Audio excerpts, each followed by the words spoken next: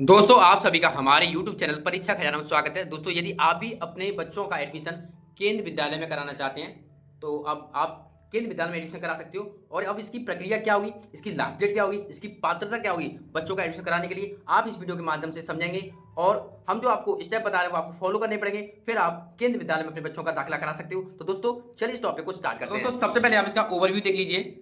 प्रवेश फॉर्म उपलब्धता अप्रैल 2025 के उपलब्ध होगा, यानी अप्रैल में 2025 में निकलेगा। आवेदन जो प्रक्रिया रहेगी वो ऑनलाइन मोड के माध्यम से रहेगी। आयु मानदंड की बात की जाए कक्षा 1 के लिए तो न्यूनतम कक्षा 1 के लिए वर्ष रहेगी 5 वर्ष रहेगी और अधिकतम 7 वर्ष तक। यानी कि जब कोई भी पेरेंट्स अगर अपने बच्चों का एडमिशन कराना चाहते हैं तो उनकी जो बच्चों की एज है फर्स्ट क्लास के लिए 5 से लेकर 7 वर्ष के बीच में होनी चाहिए। आवश्यक जो डॉक्यूमेंट लगेंगे वो आधार कार्ड है, जन्म प्रमाण पत्र और जाति प्रमाण पत्र रहेंगे। वहीं पर प्रवेश प्रक्रिया ऑनलाइन आवेदन मेरिट सूची और दस्तावेज अकॉर्डिंग की जाएगी। इसी के साथ ऑनलाइन जो पोर्टल है वो आपके सामने है, KVS ऑनलाइन admission.kvs.gov.in। इस वाली वेबसाइट पर आप ऑनलाइन फॉर्म को फिलअप कर सकते हैं। दोस्तों वहीं पर प्रवेश की जो कक्षा रही वो कक्षा 1 से लेकर 12 तक रही। अब बात करते हैं इसमें डॉक्यूमेंट क्या क्या आवश्यक रहेंगे।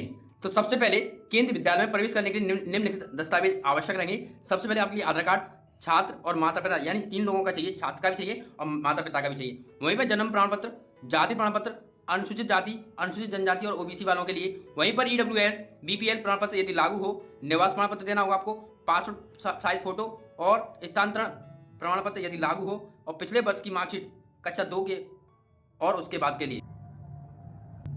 अब बात करते हैं इसकी आयु मानदंड की, इसकी एज क्या हुई। तो कक्षा 1 के लिए जो न्यूनतम आयु है 5 वर्ष होनी चाहिए और अधिकतम आयु 7 वर्ष होनी चाहिए। कक्षा 2 के लिए न्यूनतम आयु 6 वर्ष और अधिकतम आयु 8 वर्ष।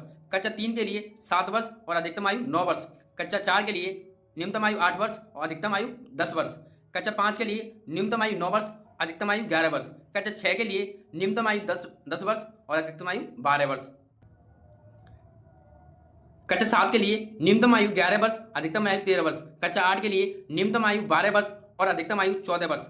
कक्षा 9 के लिए न्यूनतम आयु 13 वर्ष और कक्षा 9 के लिए अधिकतम आयु 15 वर्ष। और कक्षा 10 के लिए 14 वर्ष और न्यूनतम आयु 14 वर्ष रखी गई और अधिकतम आयु 16 वर्ष रखी गई है। अब बात करते हैं कि आपको इसका जो प्रवेश फॉर्म है वो कैसे फिलअप करना है, कैसे भरना है। तो केंद्र विद्यालय प्रवेश फॉर्म 2025 में भरने के लिए आपको निम्नलिखित चरणों का पालन करना पड़ेगा। जो भी आपको स्टेप बता रहा हूं आपको फॉलो करने पड़ेंगे। तो दोस्तों सबसे पहले आपको केंद्र विद्यालय की आधिकारिक वेबसाइट पर जाना है। ये आपके सामने आधिकारिक वेबसाइट है, KVS ऑनलाइन admission.kvs.gov.in पर आपको जाना होगा। वहां पर आपको न्यू रजिस्ट्रेशन पर क्लिक करना है और आवश्यक विवरण दर्ज कर देने हैं। लास्ट में आपको उसके बाद मोबाइल नंबर के माध्यम से OTP आपको सत्यापन करना होगा। वहीं पर लॉगिन करें और प्रवेश फॉर्म आपको भर देना है। और आवश्यक जो भी डॉक्यूमेंट हैं आपके अकॉर्डिंग जो भी डॉक्यूमेंट आएंगे वो आपको फिलअप करने हैं। वहीं पर फॉर्म जमा करना है और आवेदन शुल्क आपको भुगतान करना है। अपनी कैटेगरी का अकॉर्डिंग आपको आवेदन शुल्क का भुगतान करना होगा। आगे केंद्र विद्यालय प्रवेश फॉर्म 2025 की स्थिति कैसे जांचें। आपको इसकी स्थिति जांचने के लिए सबसे पहले आपको क्या करना है, प्रवेश फॉर्म की स्थिति जांचने के लिए निम्नलिखित चरणों का फॉलो करना पड़ेगा। जो भी आपको स्टेप बता रहा हूं आपको फॉलो करने पड़ेंगे। सबसे पहले दोस्तों आपको केंद्र विद्यालय की आधिकारिक वेबसाइट पर जाना है। वहीं पर चेक योर एप्लीकेशन स्टेटस पर आपको क्लिक करना होगा। और थर्ड है लॉगिन कोड, जन्म तिथि है, मोबाइल नंबर और कैप्चा कोड आपको दर्ज करना होगा। फोर्थ है लॉगिन बटन पर आपको क्लिक करके अपनी स्थिति देखनी होगी।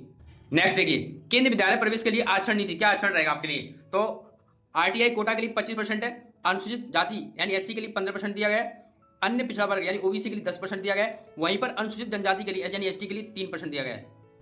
तो दोस्तों इस प्रकार से आप KVS फॉर्म को फिलअप कर सकते हैं और अपने बच्चों का भविष्य उज्जवल बना सकते हैं। तो दोस्तों आई होप आपके लिए वीडियो यूजफुल होगी। लगता है आपके लिए यूजफुल है तो आप इस वीडियो को लाइक करें और अधिक से अधिक शेयर करें ताकि और लोग भी इस वीडियो के माध्यम से जल्दी से सतर्क हो पाएं और अप्रैल के महीने में इस फॉर्म को फिलअप कर पाएं। चलिए मिलते हैं इस तरह के नेक्स्ट अपडेट में, तब तक के लिए जय हिंद जय भारत।